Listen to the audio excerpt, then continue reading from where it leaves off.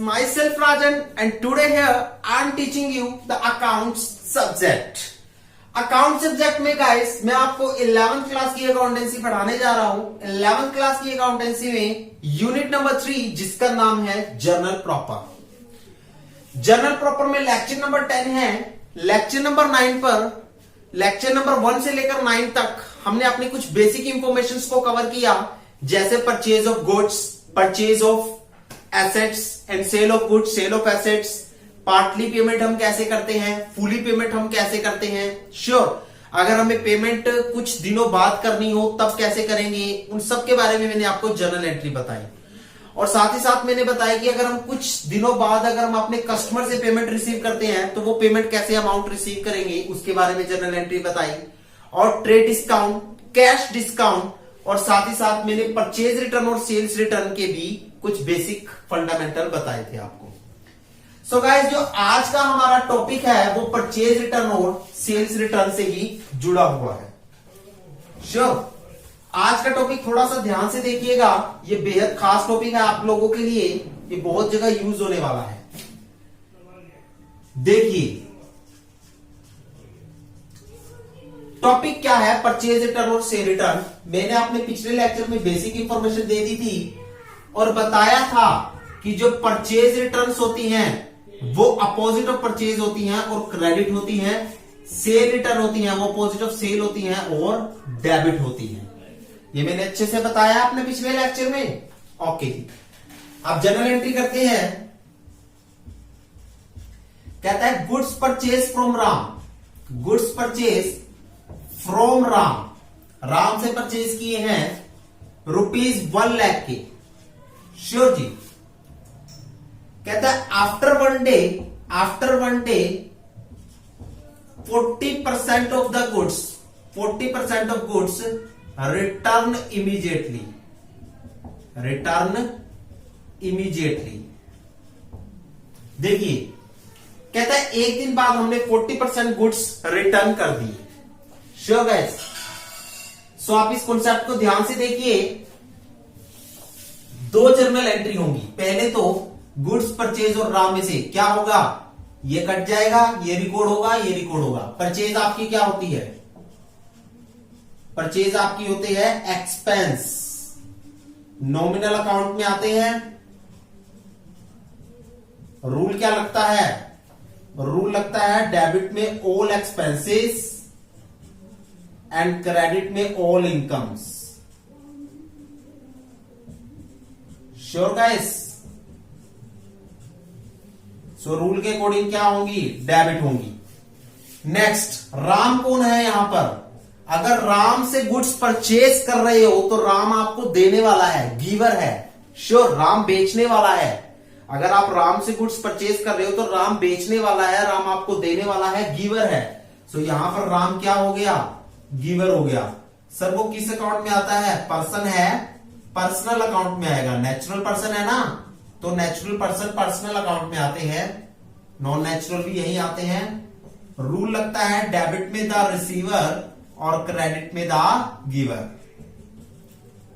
चलिए sir, rule भी decide होगा, तो रूल के अकॉर्डिंग ये क्या होगा, रूल के अकॉर्डिंग ये होगा गिवर, क्रेडिट होगा। चलिए जी सर, सो डे 1 में जर्नल एंट्री क्या होगी, देखिए ध्यान से। डे 1 में जर्नल एंट्री क्या होगी, ये तो आपको पता ही है। परचेज रिटर्न क्या होंगे, क्रेडिट होंगी, सेल्स डेबिट होंगी। देखिए अगर परचेज डेबिट होता है तो परचेज रिटर्न क्रेडिट होगा, सेल क्रेडिट होता है तो सेल रिटर्न डेबिट होगा। चलिए सर, डे 1 में जर्नल एंट्री क्या होगी, डे 1 में जर्नल एंट्री होंगी। देखिए परचेज डेबिट हो रहा है, हाँ जी, तो आपकी एंट्री हो जाएगी purchase account debit. 2 Ram credit हो रहा है तो 2 राम्स अकाउंट होंगी, 2 राम्स अकाउंट होंगी। कितना, 1 लाख रुपए का, 1 लाख रुपए का। चलिए जी, डे 2 में एंट्री क्या होगी, डे 2 में बिल्कुल ही सिंपल एंट्री होगी। देखिए डे 2 में क्या कह रहा है कि 40% गुड्स रिटर्न कर दिए, 40% गुड्स रिटर्न कर दिए इमीडिएटली। ओके, तो रिटर्न कर दिए, दैट मीन्स उसे पहले परचेज किए थे अब रिटर्न किए हैं, पहले परचेज किए थे अब रिटर्न किए हैं, तो ये क्या बनी, परचेज रिटर्न बनी। परचेज रिटर्न, परचेज डेबिट है तो परचेज रिटर्न क्या होगी, क्रेडिट होगी, परचेज रिटर्न क्रेडिट होती है। चलिए सर लिख दिया हमने, श्योर। परचेज रिटर्न क्रेडिट होंगी और डेबिट में क्या आएगा, पर्सन का नाम आएगा, जिस पर्सन से खरीदी थी उस पर्सन का नाम आएगा, तो राम्स अकाउंट आएगा। डेबिट में जिस पर्सन से खरीदी थी उस पर्सन का नाम आएगा, राम्स अकाउंट डेबिट होगा। चलिए कितना, 40%, 40% का मतलब है टोटल परचेज का 40%, यानी कि 1 लाख का 40%, एक्चुअल टोटल परचेज का 40%, एक्चुअल परचेज का 40%, यानी कि एक्चुअल परचेज यहां कितनी है, 1 लाख की है, उसका 40% कितना है, 40,000, कितना है 40,000, तो यहां कितना लिखेंगे, 40,000 रुपीज लिखकर चलेंगे। चलिए जी सर, आपने हमें ये 2 जर्नल एंट्रीज करवा दी। पहले गाइस आप इन्हें नोट डाउन कीजिए कॉन्सेप्ट को, आप इस पूरे कॉन्सेप्ट को नोट डाउन कीजिए, फिर हमें इसी जर्नल एंट्री में ट्रेड डिस्काउंट का भी यूज करके दिखाएंगे आपको।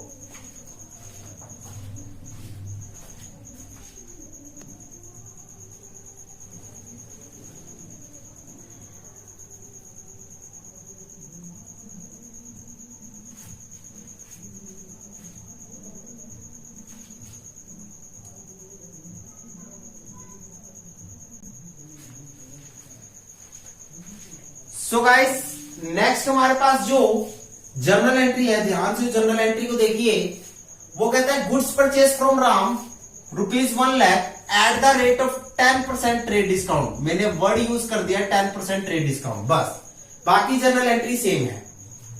तो जर्नल एंट्री क्या है, goods purchase from Ram for ₹1 lakh eight the rate of 10% trade discount. After 1 day, एक दिन के बाद 40% गुड्स हमने रिटर्न कर दिए इमीडिएटली, उसी समय हमने रिटर्न कर दिए। चलिए जी, सबसे पहले सर हम नॉर्मल रूल लगाते हैं, गुड्स और परचेज में से क्या कटेगा, गुड्स कटेगा, परचेज आएगा, और राम अकेला है, यहां पर कोई कैश वर्ड तो यूज हुआ नहीं, तो राम भी आएगा। चलिए जी, परचेज आपका एक्सपेंस होता है सर, होता है, सबसे बड़ा एक्सपेंस होता है। नॉमिनल अकाउंट में आते हैं एक्सपेंसेस, ओके जी, नॉमिनल अकाउंट से जुड़े होते हैं। नॉमिनल अकाउंट का रूल क्या है, डेबिट में all expenses and losses, credit में ऑल इनकम एंड गेन। तो रूल के अकॉर्डिंग ये क्या होंगे, डेबिट होंगे, रूल के अकॉर्डिंग ये डेबिट होंगे। राम, अगर आप राम से परचेज कर रहे हो तो राम आपको सेल करने वाला है, राम आपको देने वाला है, गिवर है, तो राम एक गिवर है। गिवर होने के साथ साथ वो पर्सन भी है, पर्सनल अकाउंट में आता है। हाँ जी, रूल क्या लगेगा, debit the receiver credit the giver, तो रूल के अकॉर्डिंग ये क्या है, गिवर है, तो ये क्रेडिट होगा।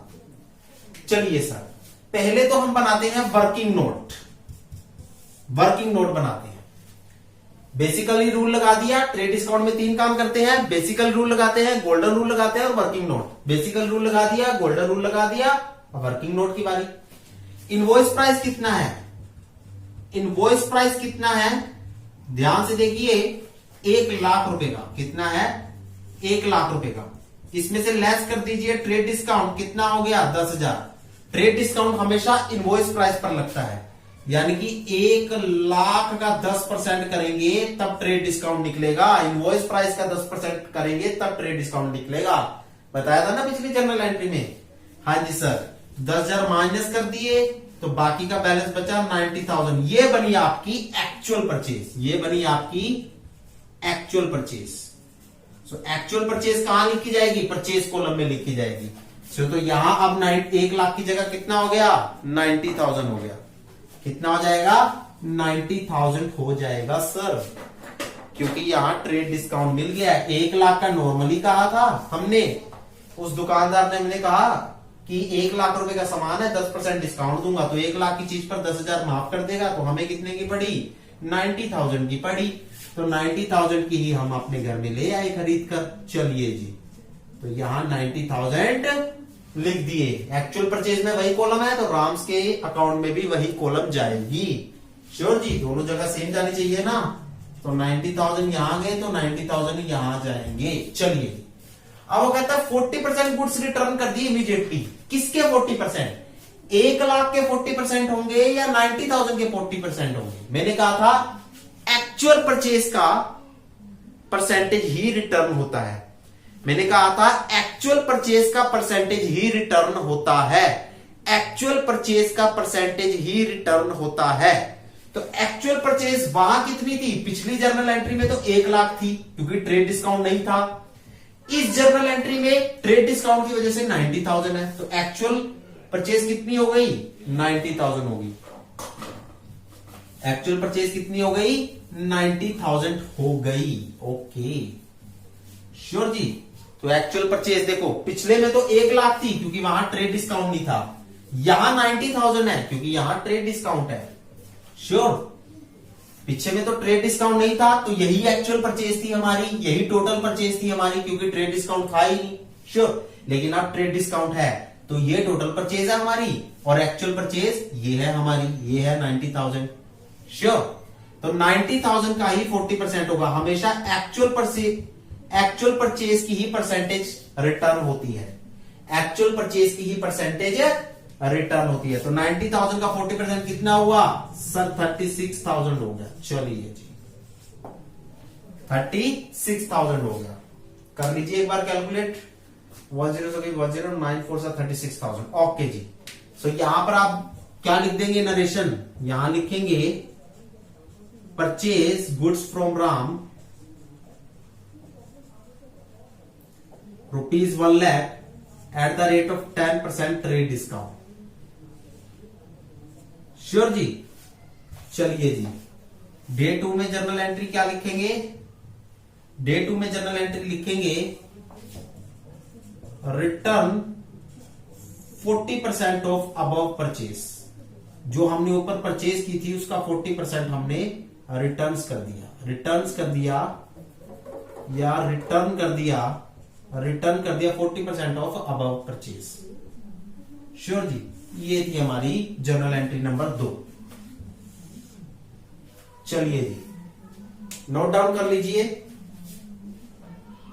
डे 1 की है, डे 2 की है, ये वर्किंग नोट है, ये आपका बेसिकली रूल लगाया और गोल्डन रूल लगाया। तो नोट डाउन कर लीजिए इसे भी।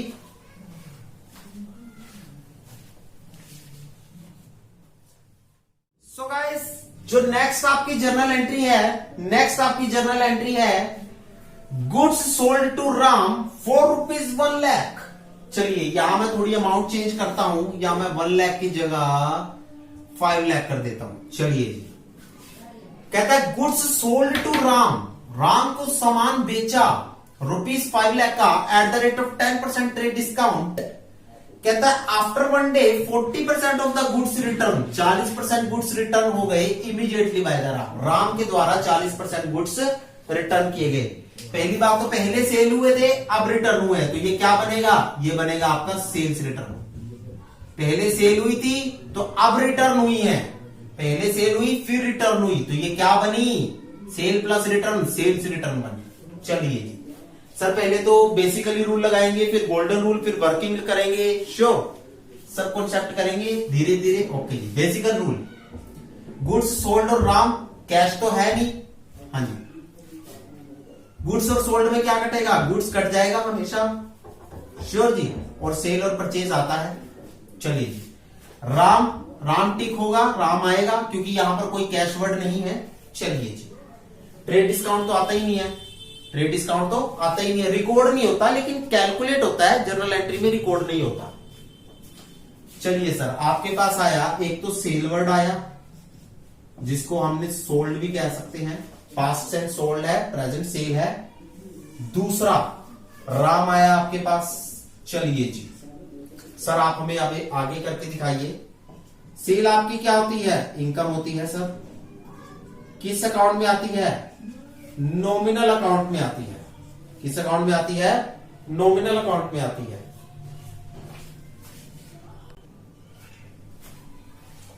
सेल आपकी इनकम होती है, नॉमिनल अकाउंट में आती है, नॉमिनल अकाउंट से जुड़ी हुई है। रूल बनता है डेबिट में ऑल एक्सपेंसेस एंड क्रेडिट में ऑल इनकम। चलिए जी सर, सो रूल के अकॉर्डिंग क्या होगी? ये क्रेडिट होगी। चलिए सर, क्रेडिट कर दी हमने इसे।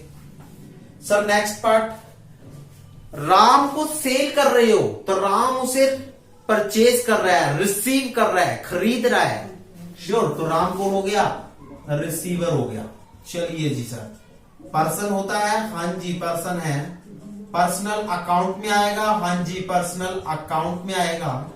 रूल बनता है डेबिट द रिसीवर और क्रेडिट द गिवर। चलिए जी सर, आपने हमें ये भी बता दिया कि रूल क्या बनता है और उस रूल के अकॉर्डिंग हाँ जी रिसीवर है तो और डेबिट होकर चलेगा। चलिए सर, आपने हमें ये भी बता दिया। तो डे 1 में जर्नल एंट्री क्या बनेगी आपकी? डे 1 में जर्नल एंट्री बनेगी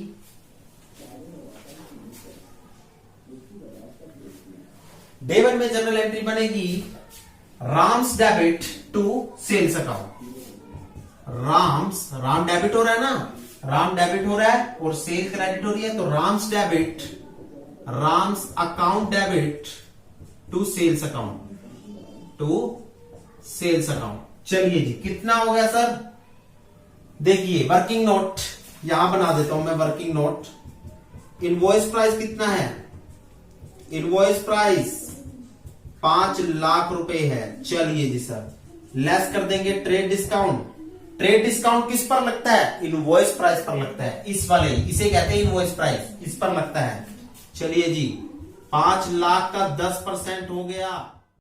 सो गाइस, जो नेक्स्ट क्वेश्चन है, नेक्स्ट क्वेश्चन आपके पास ये है, कहता है सोल्ड एसेट टू, एसेट पर यहां पर मैं एसेट का नाम लिख लूं, sold computer to Hari 4 rupees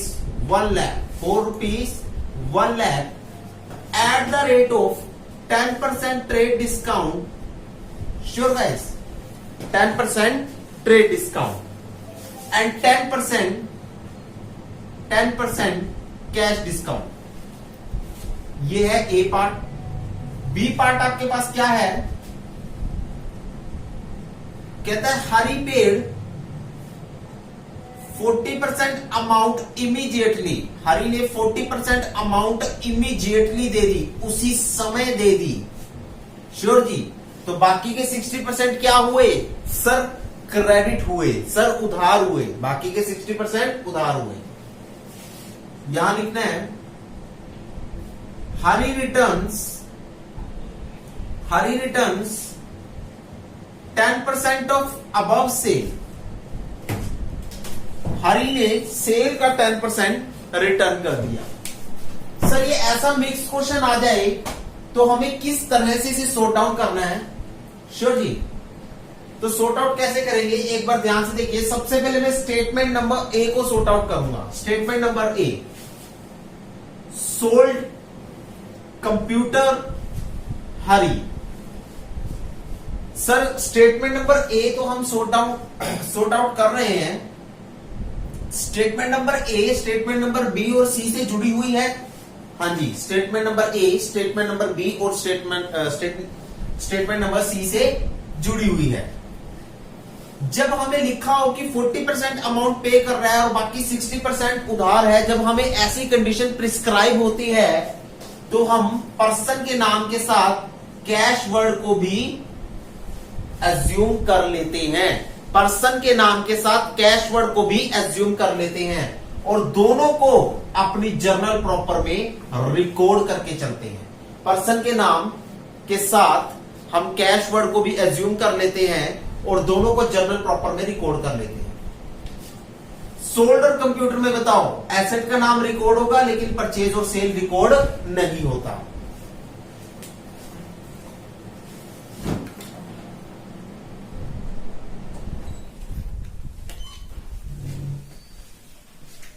sure gas, asset का नाम रिकॉर्ड होगा लेकिन सेल और परचेज रिकॉर्ड नहीं होगा। सो आइए हम देखते हैं। यहां पर आपके पास पहला वर्ड आता है कंप्यूटर, पहला वर्ड आया कंप्यूटर और दूसरा वर्ड आया हरी, तीसरा वर्ड आया कैश। आपने जो बेसिकल रूल लगता है, जो बेसिकली एक रूल लगता है, बेसिक रूल लगता है, आपने वो लगा दिया। हाँ जी, अब आप गोल्डन रूल का यूज करते हुए डेबिट बैलेंस और क्रेडिट बैलेंस को फाइंड आउट करोगे। कंप्यूटर को सेल कर रहे हो, कंप्यूटर को सेल कर रहे हो। सेल करने का मतलब है कंप्यूटर को अपनी फर्म से निकाल रहे हो, मतलब कंप्यूटर जा रहा है, मतलब गोज आउट, मतलब गोज आउट। पहली बात तो ये एसेट है और एसेट होने के साथ साथ ये गोज आउट है, ये गोज आउट है। श्योर गाइस, एसेट कहां आती है सर? रियल अकाउंट में आती है। रूल क्या लगता है सर? रूल लगता है डेबिट में एसेट का कम्स इन, श्योर जी, और क्रेडिट में एसेट का गोज आउट, क्रेडिट में एसेट का गोज आउट। श्योर गाइस, तो यहां गोज आउट हो रही है, गोज आउट होने की वजह से इसका बैलेंस क्या बनेगा? क्रेडिट बनेगा। क्या बनेगा? क्रेडिट बनेगा। गोज आउट होने की वजह से इसका बैलेंस क्रेडिट बनेगा। सेकंड, हरी, हरी को सेल कर रहे हो, हरी को सेल कर रहे हो, हरी को बेच रहे हो, तो हरी उस कंप्यूटर को रिसीव कर रहा है। हरी को कंप्यूटर बेच रहे हो, आप हरी को कंप्यूटर बेच रहे हो, तो हरी उस कंप्यूटर को रिसीव कर रहा है। तो हरी कौन हो गया? रिसीवर हो गया। हरी कौन हो गया? रिसीवर हो गया। सर ये क्या है? पर्सनल अकाउंट में आएगा। पर्सन है, पर्सनल अकाउंट में आएगा। सर रूल क्या लगेगा पर्सनल अकाउंट का? लगेगा debit the receiver and credit the giver, credit the giver. Rule लग गया?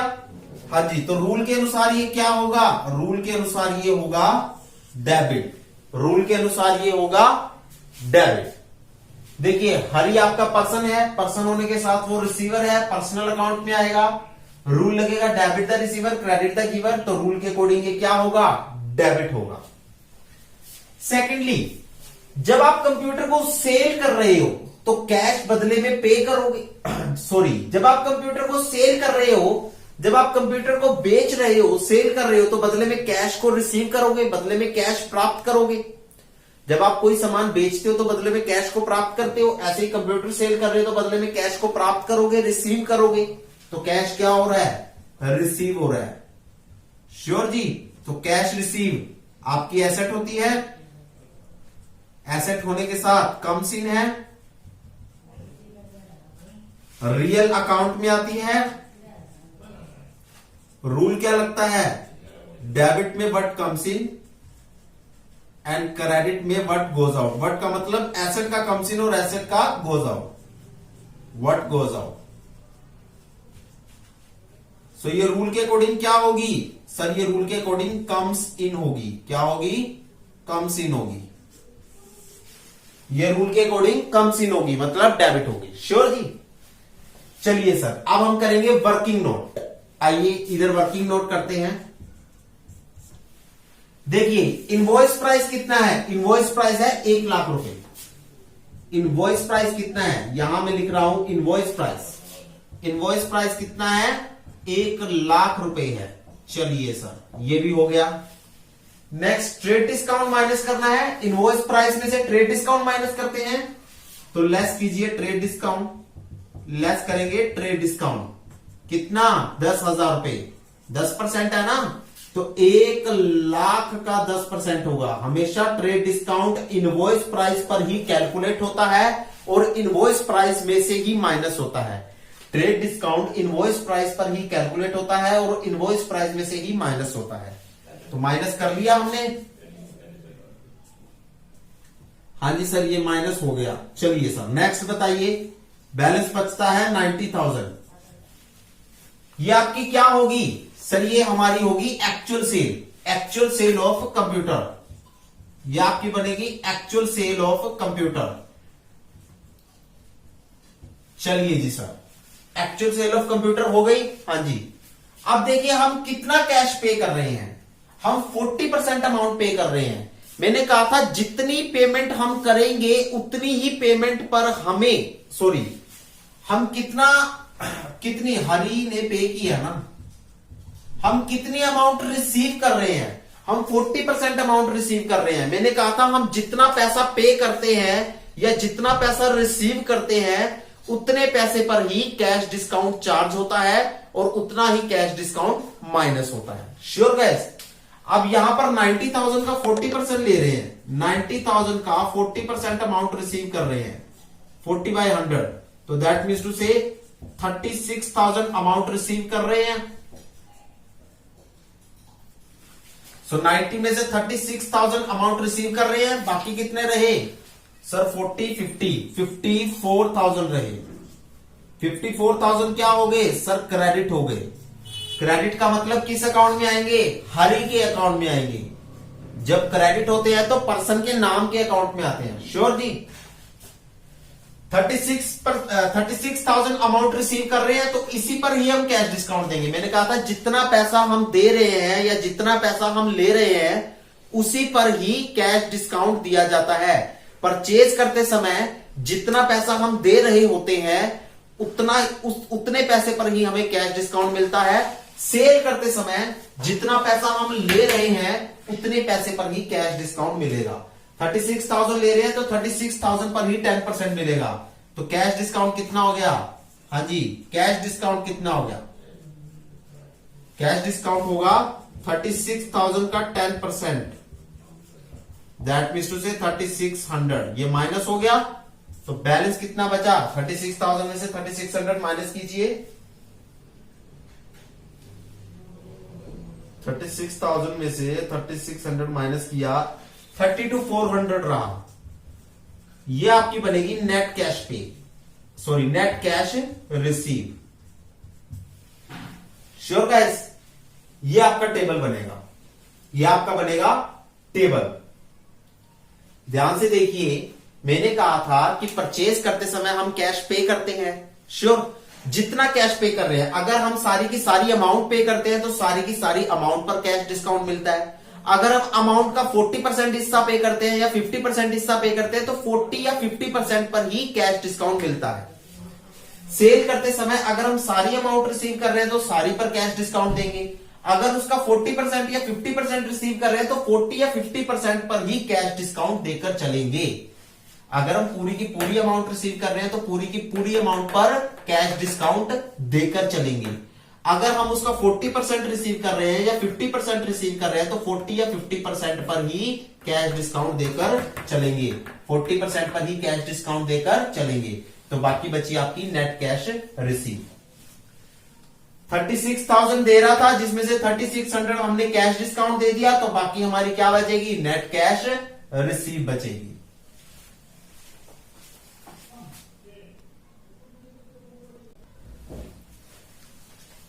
सो अब हम अमाउंट्स को लिखते हैं। एक्चुअल सेल ऑफ कंप्यूटर कितनी है? 90,000। तो ये कंप्यूटर वाले कॉलम में लिखी जाएगी। हाँ जी बोलो, ये कंप्यूटर वाले कॉलम में लिख दूं? हाँ जी सर लिख दी। चलिए नेक्स्ट पर आओ। कंप्यूटर वाले कॉलम में 90,000 लिख दिए। एक्चुअल सेल ऑफ कंप्यूटर कितनी थी? 90,000 की। तो कंप्यूटर वाले कॉलम में मैंने 90,000 लिख दिए। हाँ जी। कैश डिस्काउंट में कितने जाएंगे? 3600 जाएंगे। सर कैश डिस्काउंट तो आपने अभी लिखवाया ही नहीं, कैश डिस्काउंट भी लिखवा देते हैं।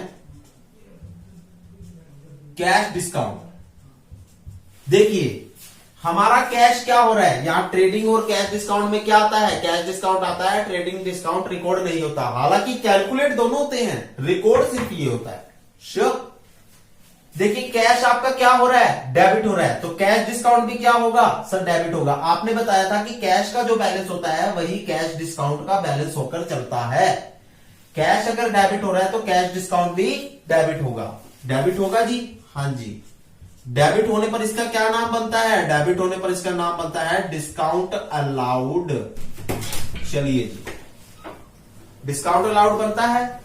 तो कैश डिस्काउंट में कितने आएंगे? 3600 आएंगे। 3600 आएंगे। चलिए सर यहां ऊपर लिख देते हैं हम सारी अमाउंट्स को। कितने आएंगे? 3600 आएंगे। श्योर जी। कैश रिसीव में कितने आएंगे? नेट कैश रिसीव वाली अमाउंट कैश रिसीव में आएगी। देखिए नेट कैश रिसीव वाली अमाउंट कैश रिसीव में आएगी तो कितनी आएगी? 32,400। 32,400। श्योर जी। हाँ जी। पर्सन के नाम में कितने आएंगे? 54,000। जो क्रेडिट वाली अमाउंट थी वो पर्सन के नाम में जाती है ना। देखो 40% अगर पे कर दिए तो बाकी क्या हो गए? उधार होगी ना। 40% अमाउंट अगर पे की है तो 60% क्या होगी, 60% अमाउंट, 60% क्या होगी, 60% क्रेडिट हो गया। तो 60% की वैल्यू कितनी होगी, 54,000 होगी ना। देखिए ये 60% का हिस्सा है ना, 54,000। हाँ जी, तो जो क्रेडिट होती है वहां पर पर्सन का नाम मेंशन किया जाता है, जो क्रेडिट होती है वहां पर्सन का नाम मेंशन किया जाता है। तो हरि के अकाउंट में कितने जाएंगे, 54,000 जाएंगे। कितने, 54,000 जाएंगे। चलिए सर, आपने हमें ये सारे कॉलम बता दिए, अब हम करेंगे जर्नल एंट्री। चलिए जी, जर्नल एंट्री करें। हाँ जी, पहले मैं इसको ऐसे कर लेता हूं। चलो अब ठीक है।